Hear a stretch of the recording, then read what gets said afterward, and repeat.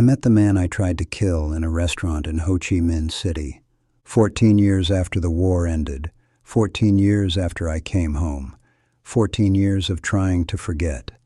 And there he was, sitting across a table from me, smiling. He recognized me first. That's the thing that haunts me most. After all those years, after everything, he recognized me. My name is Thomas Brady, Sergeant, 1st Battalion, 5th Marines. I'm from Philadelphia, Pennsylvania. I was 19 when I got to Vietnam in 1968. Just a kid who thought war would be like the movies, thought I'd be a hero, thought I'd understand who the good guys were and who the bad guys were. Vietnam taught me there were no good guys, just guys trying to survive. I spent 13 months in country, fought in Hue during the Tet Offensive, fought in the A Shau Valley, fought in a dozen places whose names I can't pronounce anymore, lost friends, killed enemies, came home with a Purple Heart, a Bronze Star, and dreams that won't stop. I came home in 1969, got out of the Marines in 1970, tried to move on, went to college on the GI Bill, got a degree in engineering, got married, had kids, built a normal life, a good life. But I never forgot Vietnam, never stopped seeing the faces, never stopped wondering about the men I'd killed. Who were they? What were their names? Did they have families? Did anyone miss them? In 1989, I went back. Don't know why. Curiosity, maybe. Or guilt. Or some stupid idea that going back would give me closure. Help me understand. Help me heal. The State Department had just started allowing veterans to return to Vietnam. Small tours, reconciliation trips they called them. A chance to see the country at peace, a chance to meet former enemies, a chance to find some kind of meaning in what we'd all been through. I signed up. Flew to Vietnam in March 1989. 20 years after I'd left. 20 years of trying to forget a place I could never stop remembering. And that's where I met him, Nguyen Van Thanh, the man I tried to kill on April 12th, 1968. April 12th, 1968, Firebase Russell, west of Hue. We'd been there for 3 days, dug in, fortified. The North Vietnamese army was all around us, probing our defenses, testing our lines. Everyone knew they were coming, just didn't know when. They hit us at 0300 hours. Mortar barrage first, then sappers trying to breach the wire, then a full-scale assault. Hundreds of them, maybe more, coming at us in waves. I was on the perimeter with my squad, 10 men. We'd built a fighting position, sandbags, logs, whatever we could find. When the attack started, we just hunkered down and fired. Fired at muzzle flashes, fired at shadows, fired at anything that moved. The noise was incredible. Explosions, automatic weapons, screaming, all of it mixing together into this one continuous roar. You couldn't think, couldn't process, just reloaded and fired, reloaded and fired. They broke through on our left flank. NVA soldiers pouring through the wire. We shifted fire, poured rounds into them. They kept coming. Some made it to the trenches. Close quarters fighting, bayonets, knives, anything you could grab. Corporal Jimmy Santos from California was next to me. He took a round through the neck, went down choking on his own blood. I tried to help him, couldn't, had to keep firing, had to keep them from overrunning us. That's when I saw him. NVA soldier, running toward our position, a K-47 in his hands. He was maybe 30 yards away, young, couldn't have been more than 20. His face was clear in the flare light, determined, scared, just like me. I brought my M16 up, fired. 3-round burst, saw him stumble, saw him fall, kept firing at other targets, other threats. The assault lasted maybe 40 minutes. Then they pulled back, melted into the darkness, left their dead behind. At dawn, we counted bodies, 73 NVA-KIA around our perimeter. We'd lost 8 Marines, another 16 wounded. We called in medevacs, started burning the bodies. Standard procedure, couldn't leave them there to rot. I walked the perimeter with my squad leader, checking the dead, making sure none of them were faking, making sure they were all really gone. That's when I found him, the soldier I'd shot. He was still alive, barely. Shot 3 times in the chest, breathing in shallow gasps, blood everywhere. "We got a live one here." Doc came over, looked at him, shook his head. "He's done. Maybe 10 minutes, not worth a medevac slot." "We just leave him? What else are we going to do? We don't have morphine to waste on NVA." So we left him, moved on to the next body, the next check, the next task.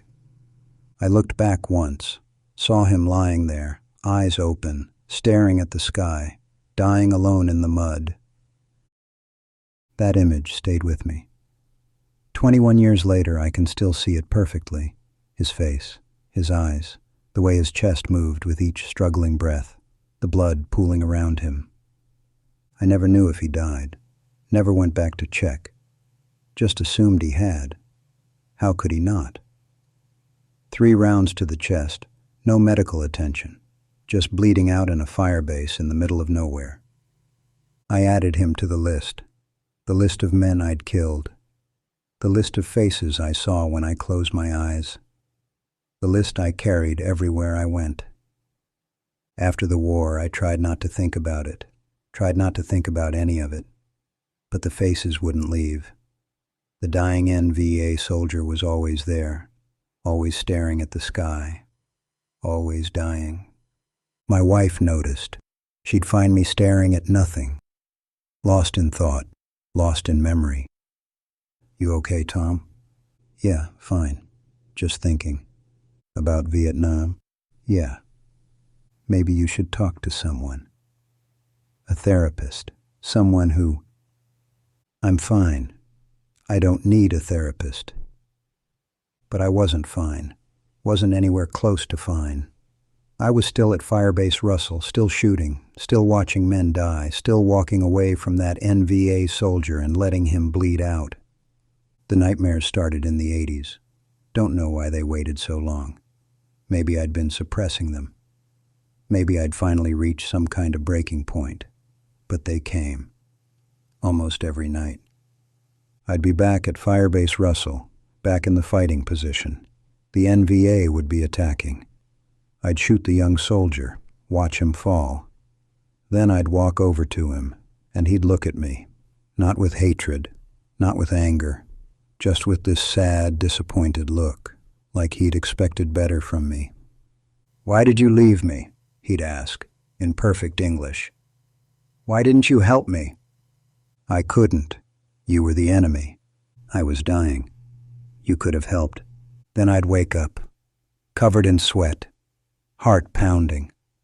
The image of his face burned into my mind. My therapist, I finally started seeing one in 1985, said I had survivor's guilt, PTSD, moral injury, all the clinical terms for feeling like shit about what you did in a war. "You were following orders," she said. "You were doing your job. You can't blame yourself for fighting in a war." "I can blame myself for leaving him to die. He was trying to kill you. You shot him in self-defense. Then you moved on because you had to, because that's what soldiers do." But logic didn't help, never helped, because I knew the truth.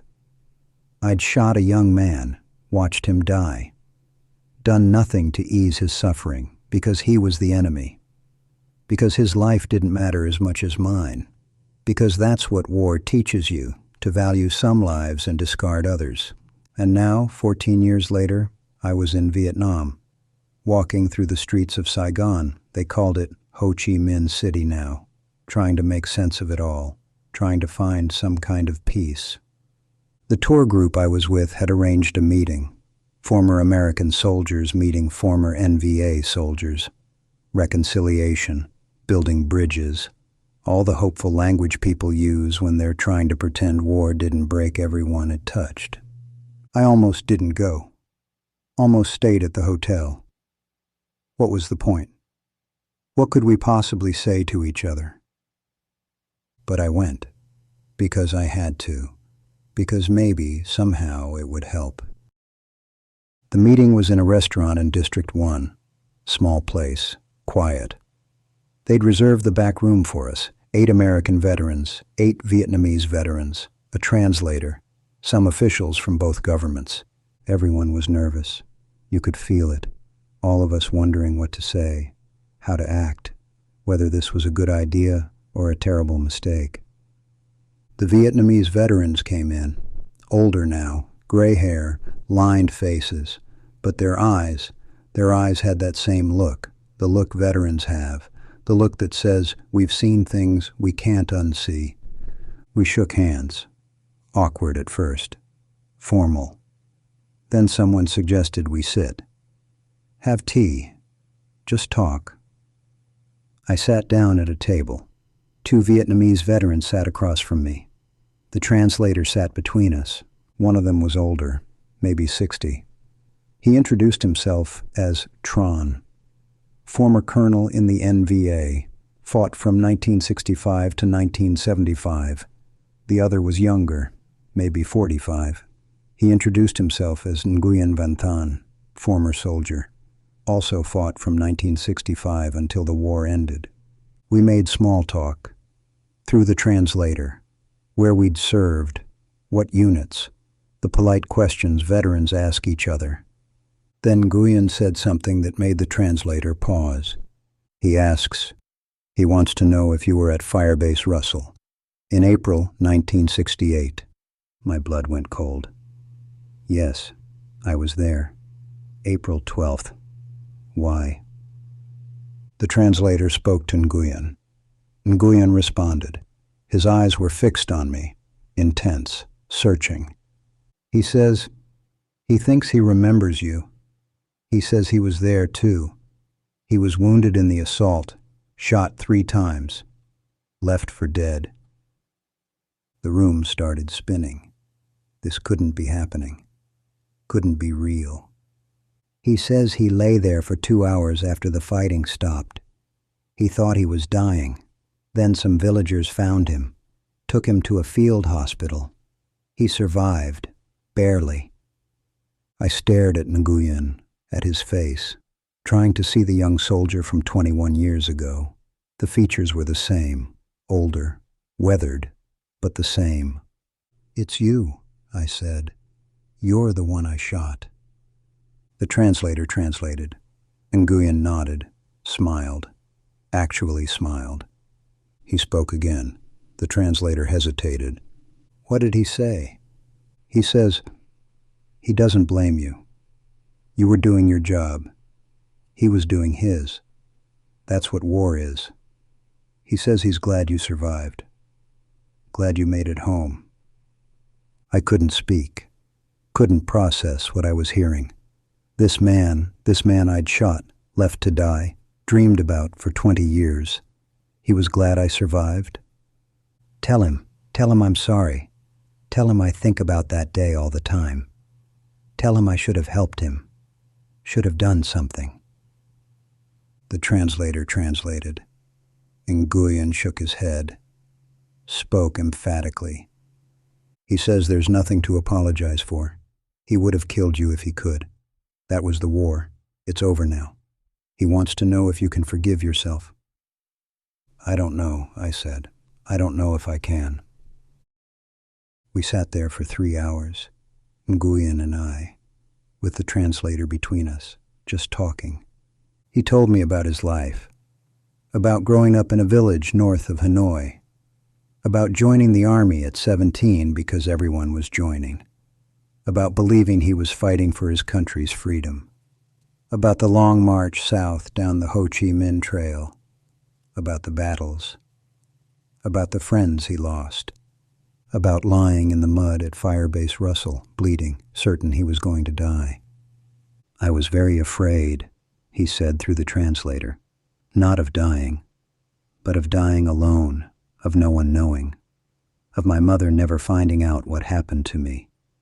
But you survived, I said. Yes. Some villagers found me. old woman and her son. They carried me to a cave, kept me hidden for 3 weeks while I healed. Then they got me to a field hospital. The doctors said it was a miracle I lived. The bullets missed my heart by centimeters. He lifted his shirt, showed me the scars, 3 of them, entry wounds, the bullets I'd fired. I started crying, right there in the restaurant, just broke down. This man whose life I'd tried to end, was showing me his scars and smiling, like it was okay, like it didn't matter. "I'm sorry," I kept saying. "I'm so sorry." Nguyen reached across the table, put his hand on my arm, spoke softly. The translator's voice was gentle. He says you need to stop carrying this. He forgave you a long time ago. Now you need to forgive yourself. How? How do I do that? He says you start by understanding that you're not your worst moment. You're not that 19-year-old boy at Firebase Russell. You're a man who's lived 40 years since then, who built a life, who came back here to make peace. That takes courage. I don't feel courageous. I feel like a coward. I left you to die. Nguyen spoke again. The translator struggled with the words. He says the war made everyone do things they're ashamed of. He killed Americans. He watched his friends die. He did things he still has nightmares about. But the war is over. We're not those people anymore. We're survivors. And survivors have to learn to live with what they've done. I don't know how. He says you start by letting go, by accepting that war is insanity, that you can't judge yourself by the standards of peace when you were living in chaos. That forgiveness, real forgiveness, has to include yourself. We sat in silence for a while. Nguyen still had his hand on my arm. This man I'd tried to kill, this enemy who'd become, what? Not a friend, not yet, but not an enemy anymore either. Something else, something I didn't have words for. "Tell him thank you," I said finally. "Tell him this means more than he knows." Nguyen smiled, spoke one more time. He says you gave him a gift today, too. For 21 years, the American who shot him was a monster in his mind, a faceless enemy. Now he sees you're just a man, just like him. That makes it easier. We exchanged addresses, promised to write, promised to stay in touch. I don't know if we will, don't know if either of us can handle it, but having the option, that matters. I came home from Vietnam in April 1989. Different than the first time. The first time, in 1969, I came home angry, confused, broken, ready to forget everything. This time I came home quiet, thoughtful, still broken, but maybe starting to heal. My wife picked me up at the airport, saw my face, knew something had changed. "What happened over there?" "I met someone from the war." "Who?" "A man I shot, a man I thought I'd killed. He survived." I told her everything. About Firebase Russell, about the nightmares, about Nguyen Van Than, about sitting in a restaurant in Ho Chi Minh City crying while a former enemy told me I needed to forgive myself. She cried, too, held me, said she was proud of me for going back, for facing it. "Does this mean the nightmares will stop?" she asked. I don't know. Maybe. Maybe not. But maybe they'll be different now. She was right. The nightmares did change. I still have them. Probably always will. But now when I dream about Firebase Russell, when I dream about shooting Nguyen, the dream continues. I see him survive, see the villagers find him, see him recover, see him living his life.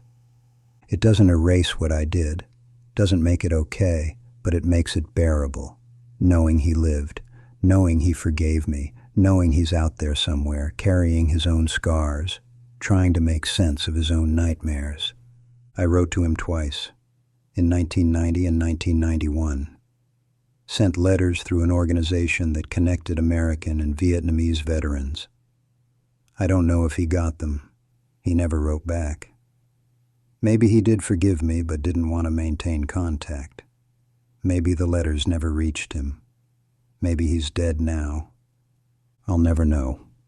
And maybe that's okay. Maybe the meeting was enough. Maybe some closure doesn't require a continued relationship. Just a moment. Just one conversation. Just enough to see the humanity in the person you'd turned into a monster. I became active in veterans organizations after that. Started giving talks about Vietnam, about reconciliation, about the importance of seeing former enemies as human beings. Some veterans didn't want to hear it, called me soft, said I was betraying the guys who died. But others understood. Other veterans who'd gone back, who'd met their former enemies, who'd found some kind of peace in the last place they expected to find it. I'm 69 years old now, retired. The war ended 44 years ago. I've lived more of my life after Vietnam than before it. Built a good life, raised 3 kids, have 5 grandchildren, made a career, made a difference. But Vietnam never leaves you, never really ends. It's always there, in the background, in the nightmares, in the faces you see when you close your eyes. Meeting Nguyen didn't erase that. Didn't cure my PTSD. Didn't make the war make sense. War never makes sense. It's just chaos and death and young men killing other young men because old men told them to. But it gave me something I didn't have before. Perspective, understanding, a face and a name and a story for the man I'd reduced to enemy KIA. He was Nguyen Van Thuan. He was 19 years old when I shot him. He was scared. He was trying to survive, just like me. He had a mother who worried about him, a village he came from, a life he wanted to live. And he survived, against all odds, against 3 bullets in his chest, against being left to die in the mud. He survived. We both survived. And now we both have to figure out how to live with what we did to each other, what the war did to all of us. 58,000 Americans died in Vietnam. Millions of Vietnamese died, soldiers, civilians, people with names and families and futures. All gone, all sacrificed to a war that accomplished nothing. A war we lost, a war that haunts everyone who survived it. I thought going back would give me closure. Thought meeting Nguyen would answer some question I'd been carrying for 20 years. It didn't, but it did something else. It reminded me that there are no enemies. Not really, just people. People caught in circumstances beyond their control. People trying to survive. People doing terrible things because that's what war demands.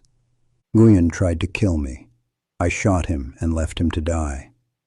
Under any other circumstances, that would make us mortal enemies, monsters to each other. But we're not monsters. We're just men. Men who did what we thought we had to do. Men who carry scars. Men who have nightmares. Men who are trying to forgive ourselves for being 19 years old in a war we didn't understand. I don't know if Nguyen still thinks about me. Don't know if he still has nightmares about Firebase Russell. Don't know if meeting me helped him the way it helped me. I hope it did. I hope he found some peace, some way to live with the scars, some way to forgive himself for whatever he did in that war, because that's all any of us can do. Forgive ourselves. Forgive each other. Try to build something better on the ruins of what we destroyed.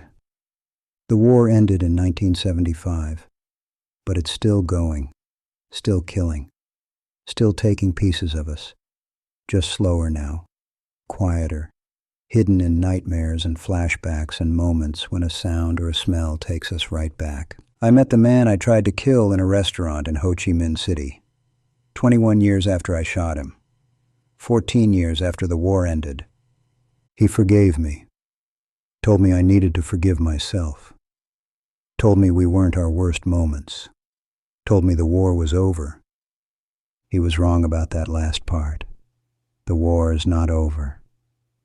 Not for those of us who fought it. Not for those of us who survived it. But maybe meeting him was a step toward peace, not the peace of forgetting, not the peace of pretending it didn't happen, the peace of accepting that it did happen, that we did terrible things, that we survived, and that survival means carrying the weight forever. I'm still carrying it, still seeing his face, still hearing the gunfire, still walking through Firebase Russell in my dreams. But now, when I dream about shooting Nguyen, I also dream about the restaurant, about his hand on my arm, about his smile, about his words. You need to forgive yourself. I'm trying. 21 years later, I'm still trying. Maybe that's all any of us can do. Keep trying, keep surviving, keep searching for forgiveness in places we never expected to find it, even in the eyes of the man we tried to kill.